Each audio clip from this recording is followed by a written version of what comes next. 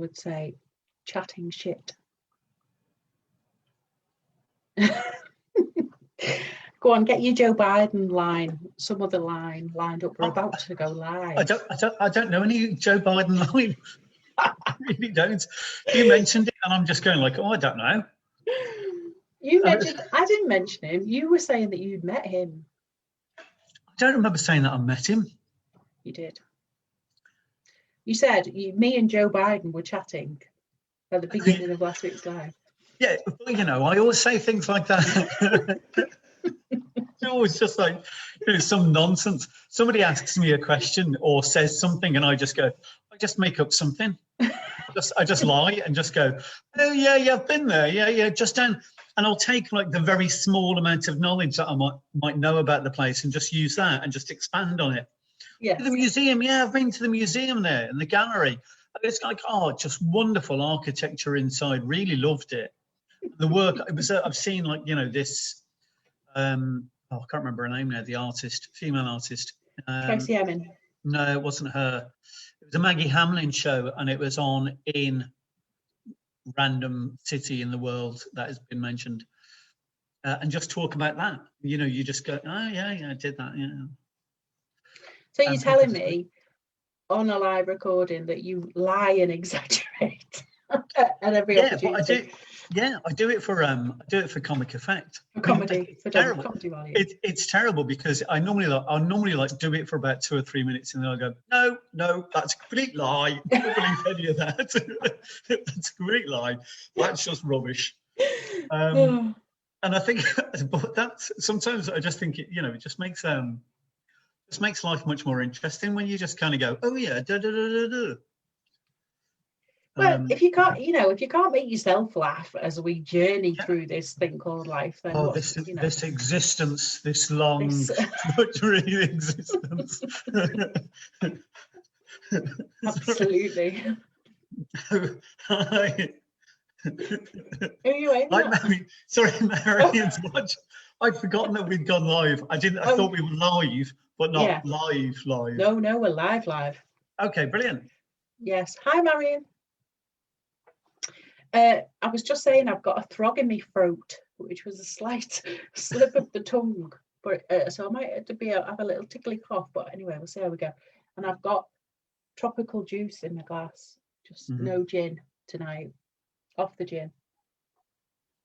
That's unusual for you, Mandy. Hey, get out of it. Okay, so we are live. Yep. In week 5. Is it week 5 already? It's week 5 already. Or is it only week 5? Yeah. In how to build a website in 10 easy-ish steps. And I should have shut the door because it's banging now, but never mind. So today we're going to be talking about debunking SEO. And so the first debunk is what is well, before we get to what is SEO, we'll just do a quick recap. So week 1 was audience. Week 2 was about the marketing plan, about having a goal for what you wanted and an action plan of how you were going to get there. Week 3 was talking about kind of the internet, how it's all connected, how I can't remember exactly what we were talking about. What we were talking about week 3? Websites and types of website and platform, and how they work, and what domain names do, and that's right. Accessing them on servers, etc. The technical gubbins. Yeah, that was technical gubbins. Yeah. And then last week was about content. And so we come to week 5,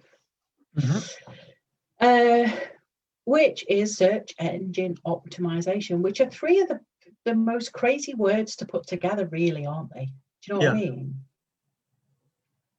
And so what we thought we'd do, as usual, is break it down a little bit. Try and make sure we understand it properly so that we can help you understand it properly. Because sometimes you can get stuck into, we just, Neil and I would just do this. You kind of become second nature as part of what you're doing. And so it's good to step away from it and have a bit of reflection time and say, what is it we're actually trying to do here? So we came up with this definition in our planning meeting, which is SEO is optimizing your content to make it relevant for your audience back in week 1, Mhm. so that your platform in week 3 becomes more findable through search engines. And when we talk about search engines, we obviously you've got Google, you've got Bing as the kind of big players, but there's about 140 of them, and there used to be a lot more, didn't there? They have kind of tapered down a bit, haven't they? Yeah, I think, well, every now and again there's more and then there's less, and it's different search engines. It's like horses for courses. Use different search engines for different types of things, but the most predominant search engines out there are Google and Bing, and Google still leads the way by a long shot. And I like DuckDuckGo, not because I don't use it, I just like the name of it. DuckDuckGo. Whoever thought of that? That was a crazy advertising. Who came up with that name? I think it was just a bunch of nerds came up with it. Is it? Yeah. So one thing I wanted to mention here is that the SEO in 2020 and SEO back in 1995 are two completely different kind of beasts, really. And as the internet started to grow and people started to develop websites with all flashy things and colours and different fonts and all that type of stuff, as they did back in the day, you could get ranked quite highly in a search engine by simply repeating your keywords. I'm going to have to shut that door because it's doing me head in. Over to you, Neil. So yeah, back in the 1990s, you could get to do, you could simply repeat keywords on your website so that you would just achieve the first position on Google. So if you were to use counselling, and have counselling written on your website 150 times, 200 times, 300 times, then your website would be number 1. And it was like, but people would arrive on your website and they'd go, okay, this is a counselling website, but it's a counselling website in Nevada, and wouldn't be relevant to you. And then Google started to get a little bit more, develop a little bit of nous about this and go, okay, well, people want to be able to find stuff that's local to them, services that are local to them. And also because this person is just using counselling 300 times on the website or, on the front page, what we're going to do is we're going to cut down the importance of them repeating these words and actually think about the relevance and the content that they have on their site for their audience. Yeah. So SEO has become much more sophisticated, and it's gone through many iterations, and lots of people will claim to be experts on SEO, and I am definitely not one of those. I'm not one either. I think I know enough about it to make it work for me, which is what most of us need to do. And there are, without a doubt, I have people in my network who do this 12 hours a day and are still, are amazingly good at what they do. But you could still say, well, how come I'm not in this position, or how come I'm not getting the traffic I want? And they wouldn't be able to give you a definite answer, because the algorithms that the search engines use are secret. They don't tell anybody about them.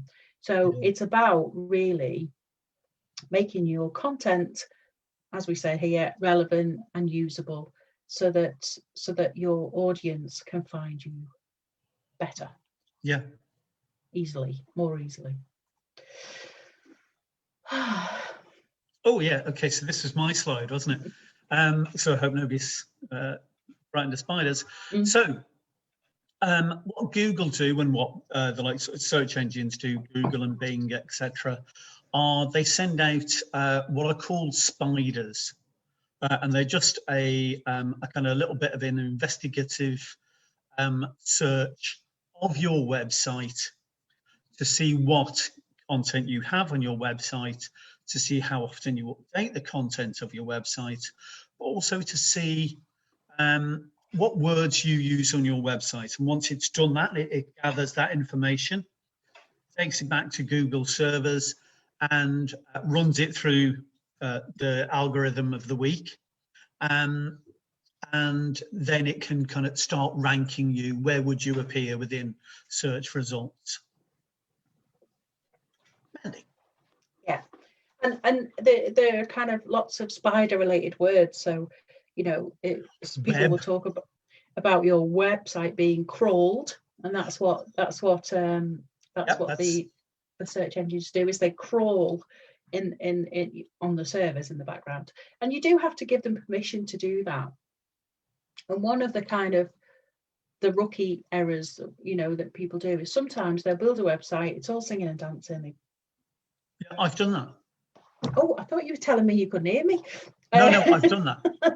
Is that you get it up there and you think, how come I'm not getting any traffic here? And when I talk about traffic, I'm talking about how many people visit your website.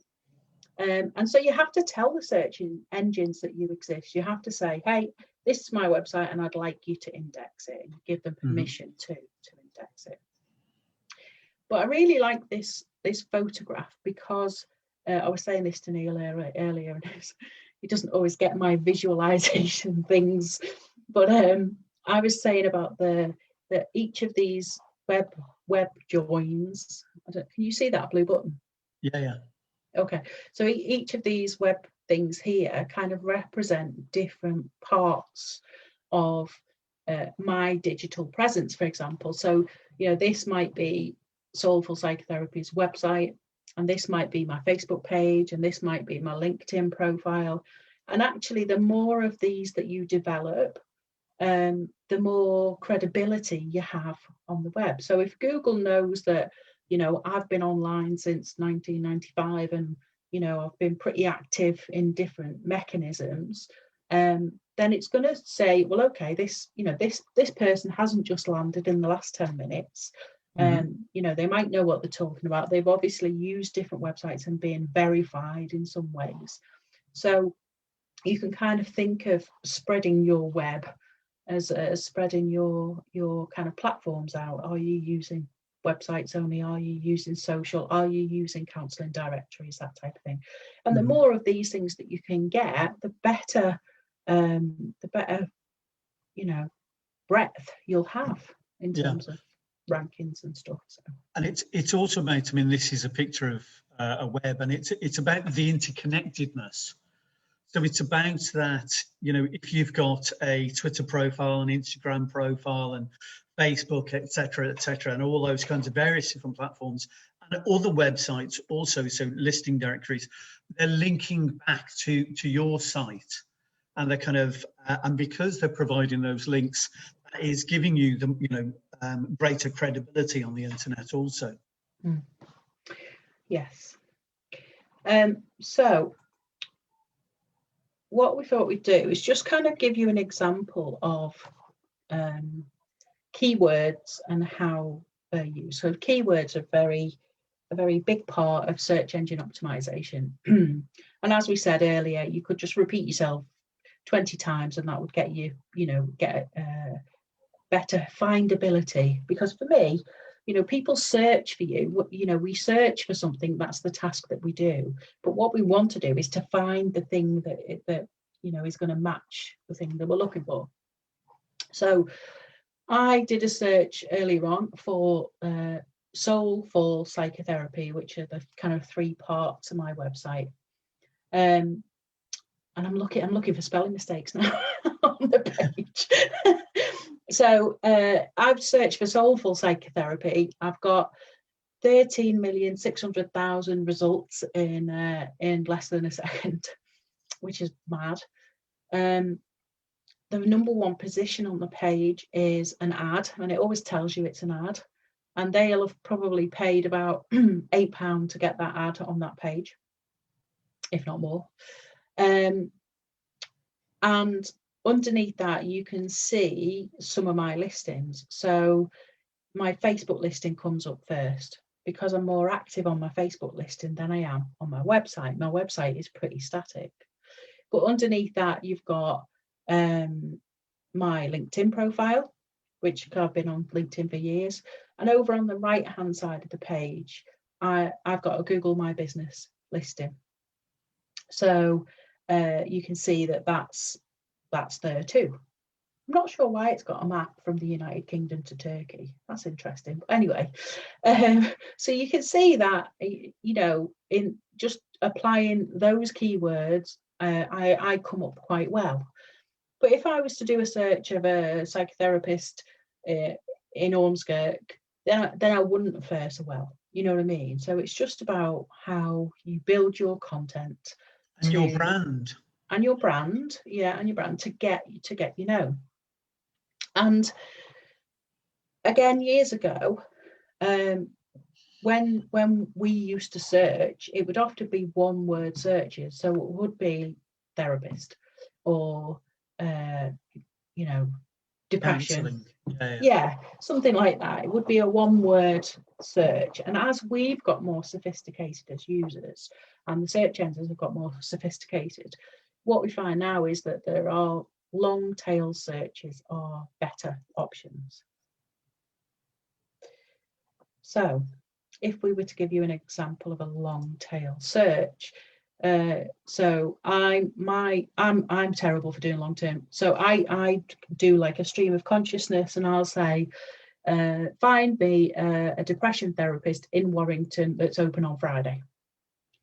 Or I wouldn't necessarily do that one. Or is Matalan open on a Sunday afternoon? Or you know, almost like real life questions. You know, are Everton playing today? Yeah. So I know what the traffic's like. Yeah. Those types of things. And so those are the things that you want to try and build into your content.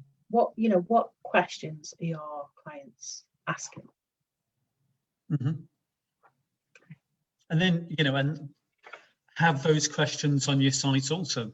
Have those questions on your site, provide an answer to them.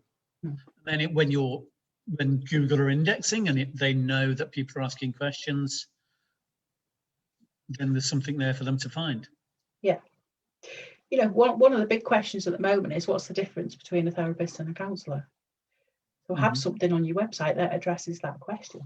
You know, but from your personal opinion, you know, doesn't have to be an academic definition. It's your take on it. So people always think SEO is really complicated, and it can be, but we're not going down rabbit holes here. We're doing the basics, keeping it simple. And Neil likes the keep it simple approach. I don't blame him. So the essential ingredients really are to identify your keywords. And for most people working in private practice or working towards private practice, it's going to be either counsellor or therapist or psychotherapist, whatever your preference is. It's going to be things like struggling with mental health. It might be depression. It might be anything that you specialise in. So it could be trauma, it could be grief, it could be any of those things. But almost kind of do a little word cloud of what are the most important things that you think your audience will want to know.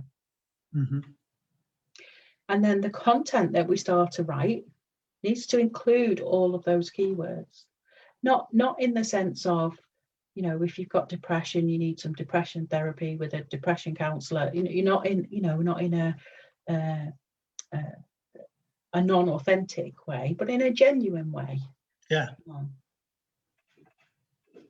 Yeah, no, that's really true. It's writing in a way that human readers would consider normal is the definition. Yeah. The other thing to think about is that your images and videos are named correctly. So whenever you upload a video or image to your website, you have a little box. It's usually called an alt tag, which is alternative tag, I think, what it stands for. And you could call your image IMG123, or you could call it man with his head in his hands struggling with mental health, you know, because the indexing picks up on that as well.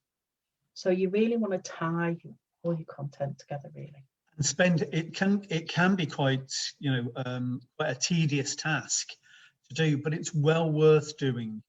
Because if you tag your image correctly and you've named it correctly, you've tagged it correctly, it turns up in somebody's search then image search is becoming much more popular these days, and so people will visit your website through it, through finding that image.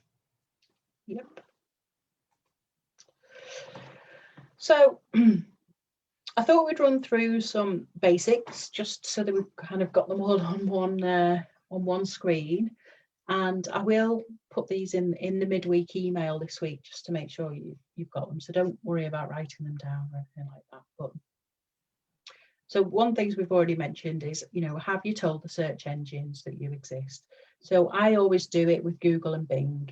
I'm not too bothered about the other 138, but most of the traffic comes through Google and Bing. So let them know that your website, your domain name is live, and they will send out their crawlers to have a look through it and see what you've got. And again, it used to be the case you could stick a website up there and not do anything with it. But, one of the relevancy factors is that Google will look at, are you updating your website? Do you have a blog on there? Are you amending your content?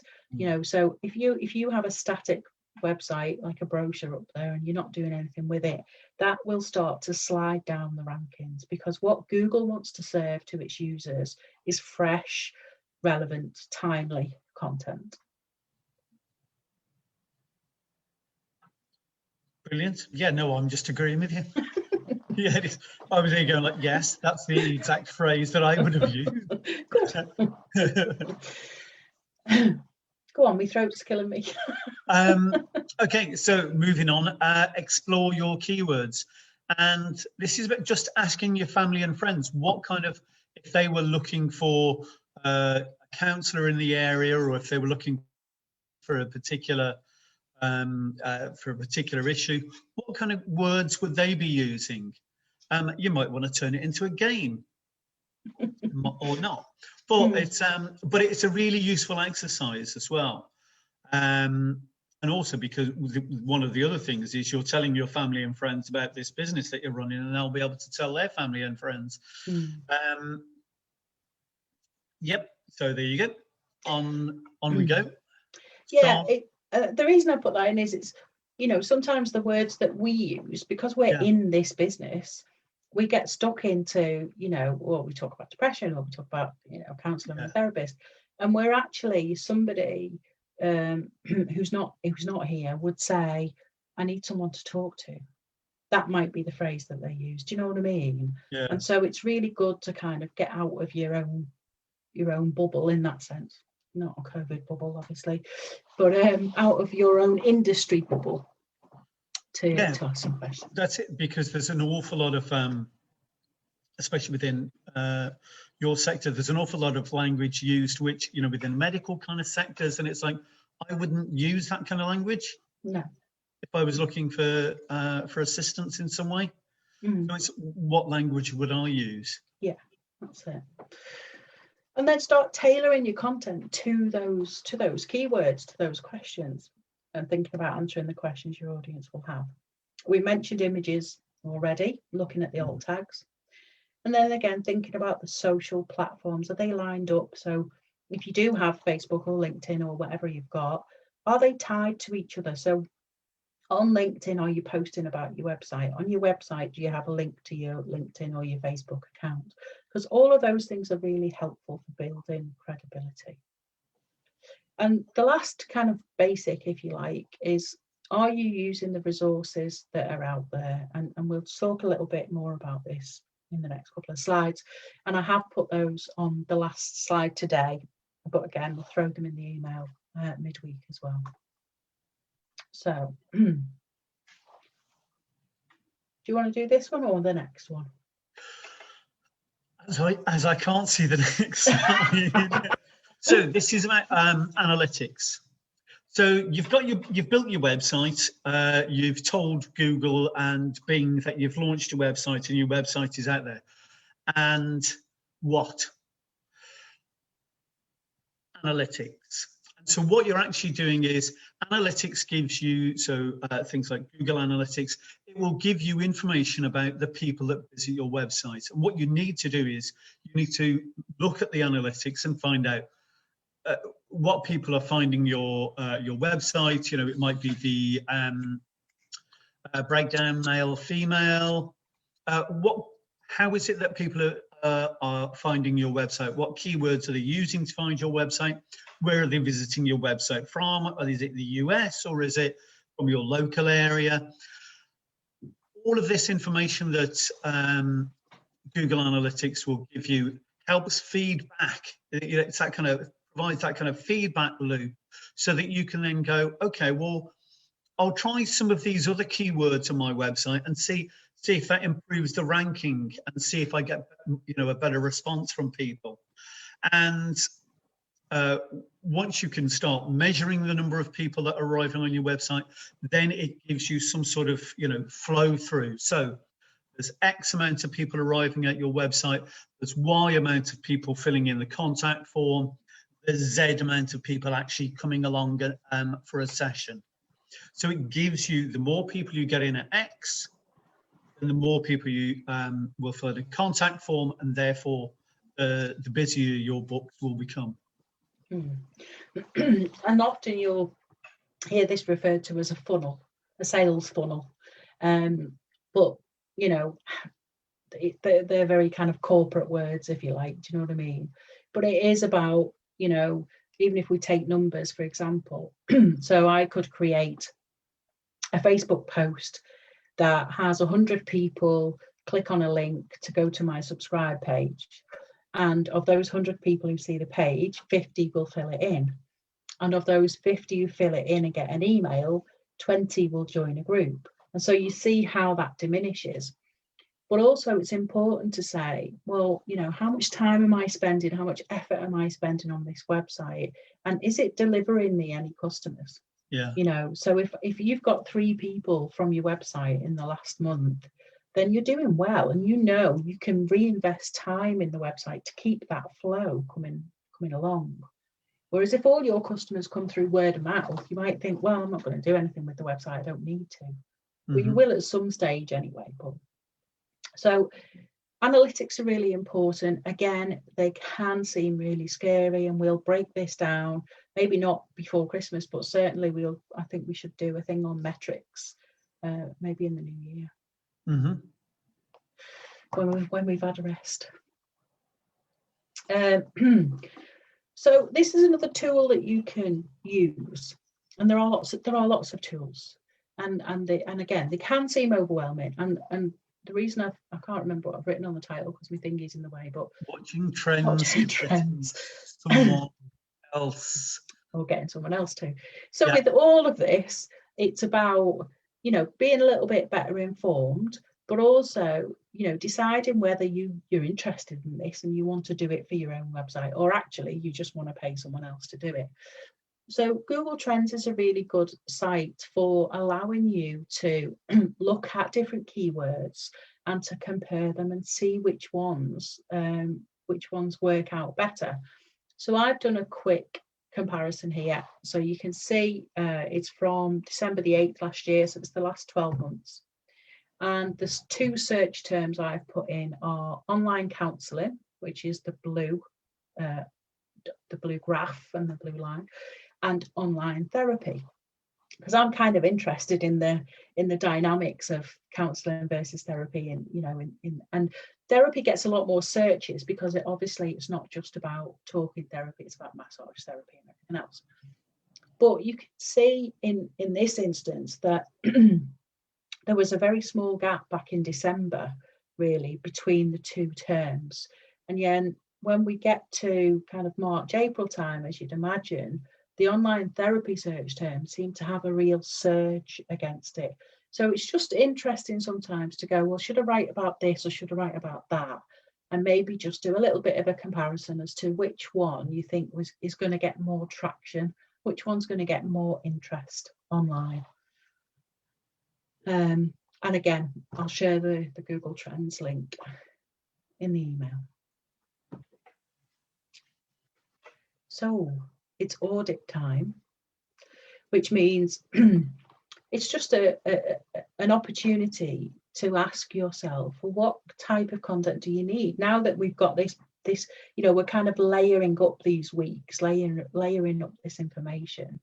So what type of content do you need to drive traffic to your website, and what SEO resources do you already have? You know, so have you written something that you feel addresses your audience's problem? So if we go back to week 1 and say, you know, I had this persona of Sarah who was a bride to be, and, you know, had a particular lifestyle on Instagram and all that type of stuff. Am I writing my content for her? Am I being specific rather than generic? Am I tailoring it down so that if she gets to my website, she's going to look at it and go, oh yes, this is the therapist for me? Because that's what we want to do, is effectively take them from, as we talked about in week 2, take them from that attention and that interest right through to the desire and the action. We want to convert them from browsing and you know, kind of thinking maybe I will, maybe I won't, to yes, I'm going to book with this therapist, this counsellor. Okay. So we are going to just pause for questions. Let's see if we've got any questions here. See if Marion's got any questions. See if Marion's got any questions. Do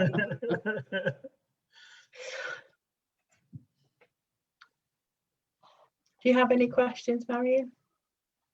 Every time I click on the Facebook page to reply to a comment, it starts the live on my other screen.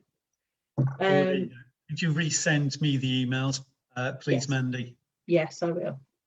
I will resend the emails. Okay.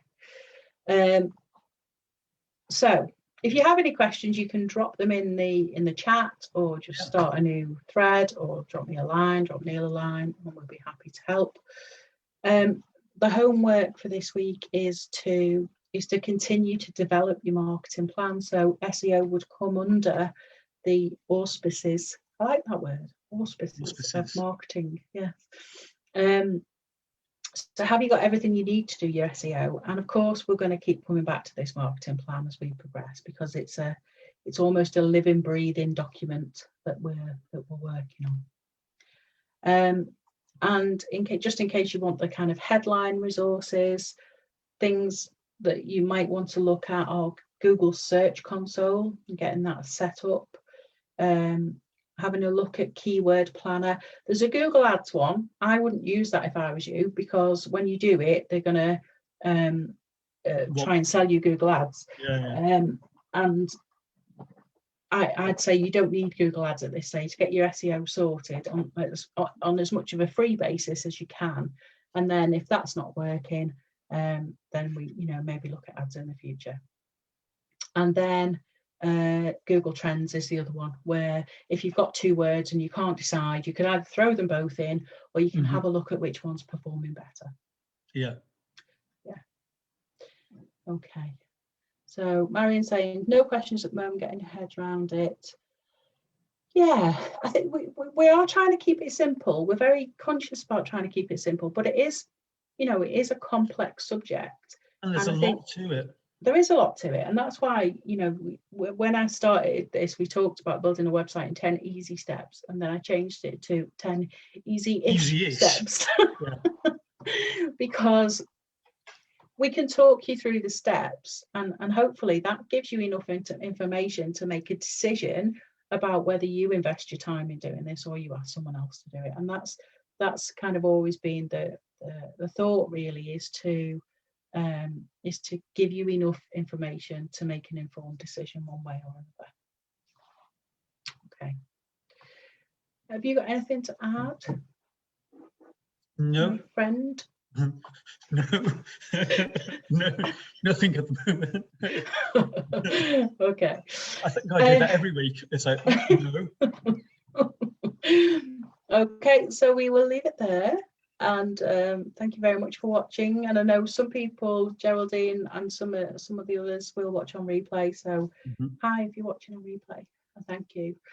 And I'm probably going to be repeating this over in digital support for private practitioners tomorrow as well. So if you want to watch it again, if you've enjoyed it that much, you can see it over there, or you could just replay.